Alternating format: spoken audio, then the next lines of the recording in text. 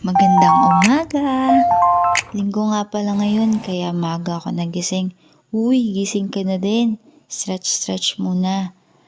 Dahil linggo ngayon, tara, simba tayo. Salamat tayo sa Panginoon sa lahat, sa mga biyaya, sa pag-iingat at paggabay niya sa atin sa lahat ng ating mga gawain.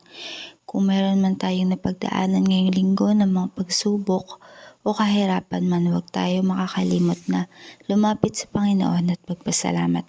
Kaya tara na, simba tayo. Butihan Panginoon at narito ngayon kami Panginoon sa pag-alaala Panginoon, pakikibahagi sa iyong dugo at katawan. At pagtapos ng pagsamba, umuwi lang ako sa bahay at nagpalit. At nagkayayaan na nga ni magpunta ng